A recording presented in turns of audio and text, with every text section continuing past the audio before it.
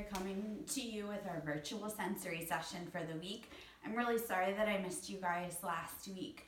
I traveled out to see my parents and take Cora to see her grandparents for Easter, and then she ended up catching a really bad cold, so I spent the week kind of nursing baby girl back to health.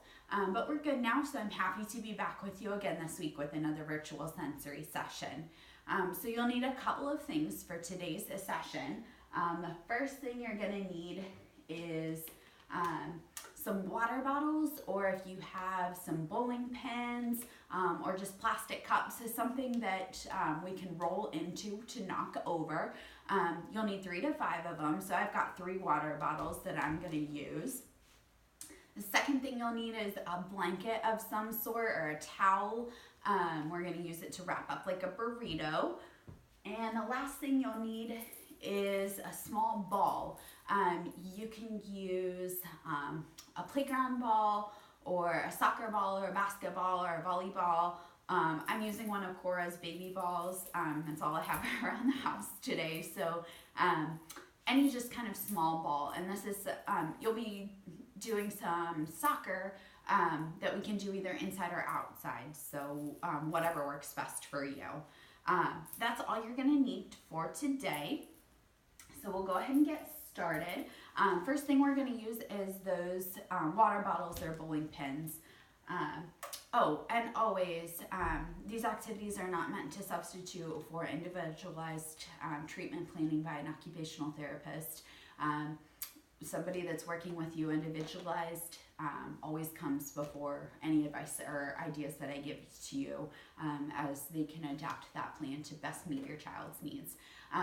Okay, so let's go ahead and get started. So we're going to set up our water bottles or bowling pins. Hopefully they'll stand up. Mine don't like to stay very well on the carpet. You might need to put, if you've got carpet like me, you might need to put some cardboard or a magazine or something else down on the floor to help keep those upright. So you'll stand those up, and then we're going to, if I can get mine to stay, I'm going to lay down on the ground. Oh no, it's falling again. Like I say, mine don't like to stay on the carpet, and I didn't think to grab anything, but we'll make it work.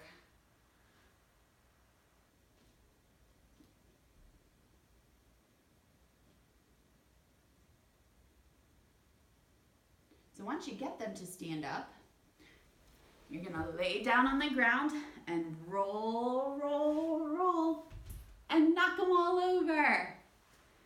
All right, so do that about 5 times and see if you can knock them all over every single time.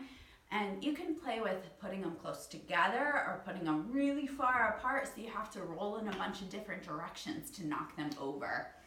All right, I'm going to move my water bottles out of the way.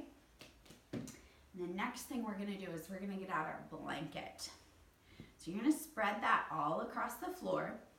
This one you might need some help from mom and dad or a friend or a sibling. It might be a little bit easier if you had somebody to help you out, but if not, I'm going to show you how you can do it all by yourself. So you're going to spread that blanket out all along the floor.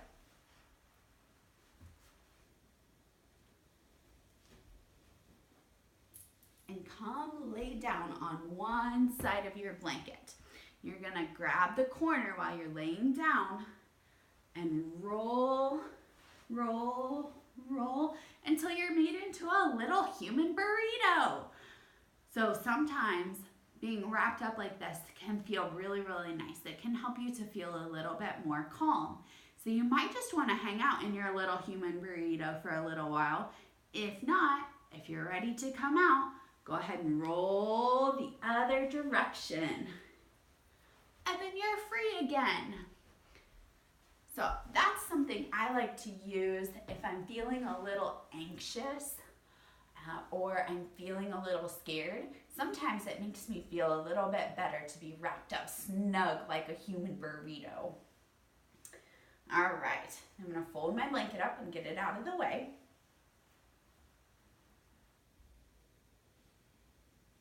Parents, that's a nice one to use too after you get out of the shower or the bathtub. Sometimes that can give you a little bit of sensory overload, that whole experience with the water. So if you wrap up really tight in that towel as you're drying off, that can kind of decrease some of that sensory overload and help you feel a little bit more secure. So might be something to try as well.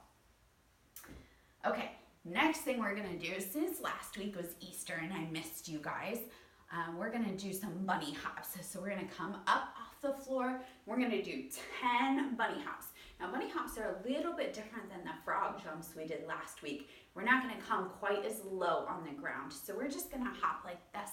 So we're gonna bend those knees and go 1, 2, 3, 4, 5, 6, 7, 8, 9, 10.